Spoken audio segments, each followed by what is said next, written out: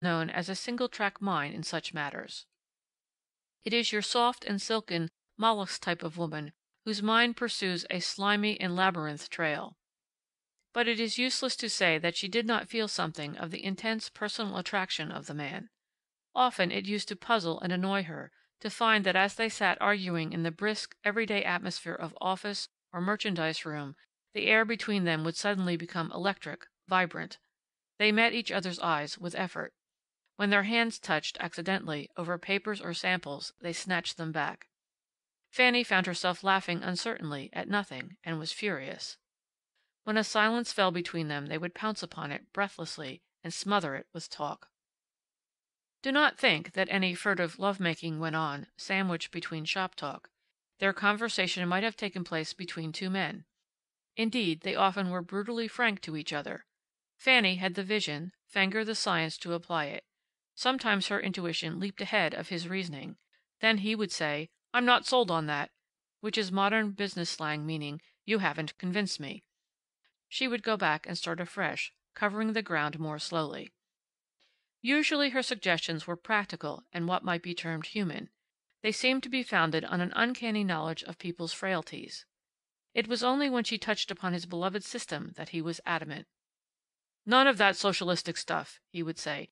"This isn't a benevolent association we're running. It's the biggest mail order business in the world, and its backbone is system.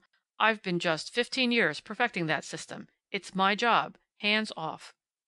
"A 15-year-old system ought to be scrapped," Fanny would retort boldly. "Anyway, the Simon Legree thing has gone out." No one in the plant had ever dared to talk to him like that. He would glare down at Fanny for a moment, like a mastiff on a terrier. Fanny, seeing his face rage red, would flash him a cheerful and impudent smile. The anger, fading slowly, gave way to another look, so that admiration and resentment mingled for a moment. "Lucky for you, you're not a man." "I wish I were." "I'm glad you're not." Not a very thrilling conversation for those of you who are seeking heartthrobs. In May, Fanny made her first trip to Europe for the firm. It was a sudden plan. Instantly Theodore leaped to her mind, and she was startled at the tumult she felt at the thought of seeing him and his child. The baby, a girl, was more than a year old. Her business, a matter of 2 weeks perhaps, was all in Berlin and Paris, but she cabled Theodore that she would come to them in Munich, if only for a day or two. She had very little curiosity about the woman Theodore had married. The memory of that first photograph of hers, befrizzed, bejeweled, and a smirk, had never effaced itself. It had stamped her indelibly in Fanny's mind. The day before she left for New York she sailed from there she had a letter from Theodore. It was evident at once that he had not received her cable. He was in Russia, giving a series of concerts. Olga and the baby were with him. He would be back in Munich in June. There was some talk of America. When Fanny realized that she was not to see him, she experienced a strange feeling that was a mixture of regret and relief. All the family love in her, a racial trait, had been stirred at the thought of again seeing that dear blond brother, the self-centered, willful, gifted boy who had held the little congregation rapt, there in the Jewish house of worship in Winnebago. But she had recoiled a little from the meeting with this other unknown person, who gave concerts in Russia, who had adopted Munich as his home, who was the husband of this Olga person, and the father of a ridiculously German-looking baby in a very German-looking dress, all lace and tucks, and wearing bracelets on its chubby arms and a locket round its neck. That was what one might expect of Olga's baby, but not of Theodore's. Besides, what business had that boy with a baby anyway? Himself a baby. Fenger had arranged for her cabin, and she rather resented its luxury until she learned later that it is the buyers who always occupy the staterooms de luxe on ocean liners.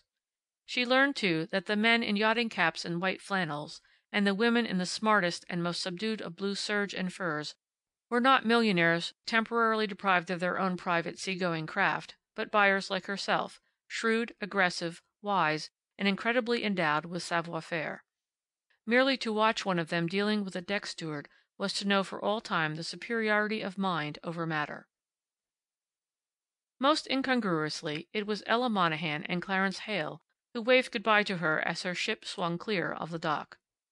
Ella was in New York on her monthly trip. Heyl had appeared at the hotel as Fanny was adjusting her veil and casting a last rather wild look around the room. Molly Brandeis had been the kind of woman who never misses a train or overlooks a hairpin. Fanny's early training had proved invaluable more than once in the last 2 years. Nevertheless, she was rather flustered, for her, as the elevator took her down to the main floor. She told herself it was not the contemplation of the voyage itself that thrilled her. It was the fact that here was another step definitely marking her progress. Hale, looking incredibly limp, was leaning against a gaudy marble pillar, his eyes on the downcoming elevators.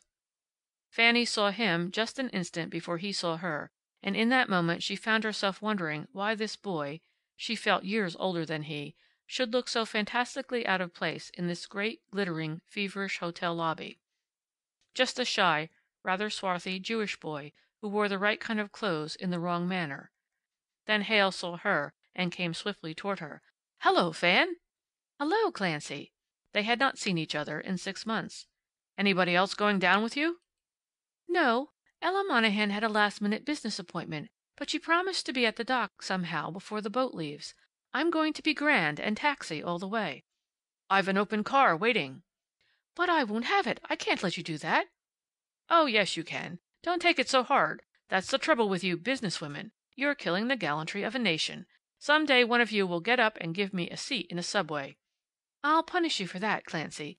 If you want the Jane Austen thing, I'll accommodate. I'll drop my handkerchief, gloves, bag, flowers, and fur scarf at intervals of 5 minutes all the way downtown. Then you may scramble around on the floor of the cab and feel like a knight." Fanny had long ago ceased to try to define the charm of this man. She always meant to be serenely dignified with him. She always ended by feeling very young and somehow gloriously carefree and lighthearted. There was about him a naturalness, a simplicity, to which one responded in kind. Seated beside her, he turned and regarded her with disconcerting scrutiny. "Like it?" demanded Fanny pertly, and smoothed her veil consciously. "No." "Well, for a man who looks negligee even in evening clothes, aren't you overcritical?" "I'm not criticizing your clothes. Even I can see that that hat and suit have the repressed note that means money. And you're the kind of woman who looks her best in those plain, dark things." "Well, then?" "You'll look like a buyer. In 2 more years your face will have that hard finish that never comes off." "I am a buyer." "You're not. You're a creator. Remember, I'm not belittling your job. It's a wonderful job for Ella Monahan. I wish I had the gift of eloquence. I wish I had the right to spank you. I wish I could prove to you somehow that with your gift, and heritage, and racial right, it's as criminal for you to be earning your thousands at Haynes Cooper's as it would have been for a Vestal Virgin to desert her altar fire to stoke a furnace. Your eyes are bright and hard instead of tolerant. Your mouth is losing its graciousness. Your whole face is beginning to be stamped with a look that says shrewdness and experience and success." "I am successful. Why shouldn't I look it?" "Because you're a failure. I'm sick, I tell you, sick with disappointment in you. Jane Addams would have been a success in business, too. She was born with a humanity sense, and a value sense, and a something else that can't be acquired. Ida Tarbell could have managed your whole Haynes Cooper plant if she'd had to. So could a dozen other women I could name. You don't see any sign of what you call success on Jane Addams's face, do you? You wouldn't say on seeing her that here was a woman who looked as if she might afford $100 tailor suits in a town car. No. All you see in her face is the reflection of the souls of all the men and women she has worked to save. She has covered her job, the job that the Lord intended her to cover. And to me she is the most radiantly beautiful woman I have ever seen." Fanny sat silent. She was twisting the fingers of one hand in the grip of the other, as she had since childhood when deeply disturbed. And suddenly she began to cry, silently, harrowingly, as a man cries, her shoulders shaking, her face buried in her furs. "Fanny! Fanny girl!" He was horribly disturbed and contrite. He patted her arm awkwardly. She shook free of his hand childishly. "Don't cry, dear. I'm sorry. It's just that I care so much. It's just—" She raised an angry, tear-stained face. "It's just that you have an exalted idea of your own perceptions. It's just that you've grown up from what they used to call a bright little boy to a bright young man, and you're just as tiresome now as you were then. I'm happy enough, except when I see you. I'm getting the things I starved for all those years. Why, I'll never get over being thrilled at the idea of being able to go to the theater or to a concert whenever I like. Actually, whenever I want to.